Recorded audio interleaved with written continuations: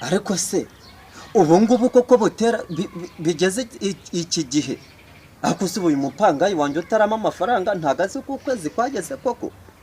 Ariko se ko nzi ko butera ari inyangamugayo nabanaga nawe ari inyangamugayo yaba yarageze ikihe kibazo. Ariko se koko ubu ngubu uba amafaranga ntago azayanyambura koko nkuko yabimbwiye.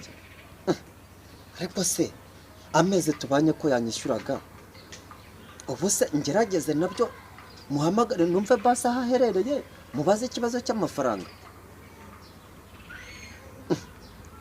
kandi uyu mugabo ashobora kuzanyambura.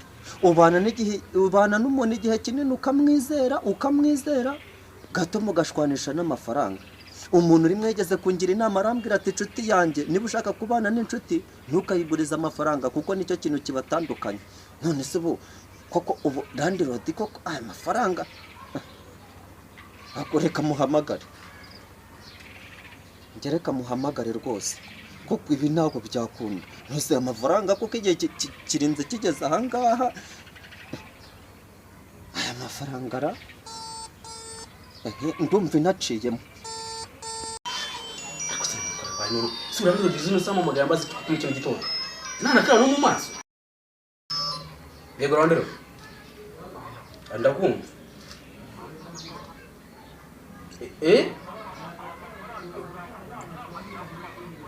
Ariko sirande kutubwizanyije ukuri. Usibye no gushaka kuntezurwa koko. Ubu wararebye bana kuko nabona kwimye amafaranga yawe koko jewe.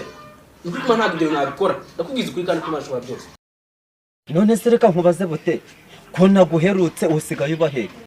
Akutse kukurandira. Igihe nakubwire ko nagiye i Kigali gusura mwene wacu ntabwo kuba wigize ubyumva. Ngo wagiye i Kigali ariko se abantu ko bahora bambwira yuko uyu mugabo ahora hariya mu rugo. Uyu mugabo koko yaba yaragiye i Kigali. Ariko se nzareka kumva amabwire y'abantu ko bavuga ngo umuntu ntakumva amabwire y'abantu wapfa kujyayo nkareba koko kari. Oya igihe cy'ukwezi cyageze reka njyeyo.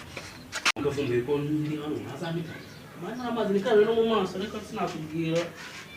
Wasanga yaba namfashe muri kino gitondo. Kama natero mwakunda biza barandoro biki gihe ko nagiye mu mabanje mu maso. Umfashe ni. Njyewe ndenda gicuca n'injya nyirinzu. Kandi ukomeye ni wowe. Ariko rero nuko mpagaze ukunda komeye. Kira gatebe wicare. Iwanjye rero ni i Kigali. Ucara. Inzu yanjye yari imutse se.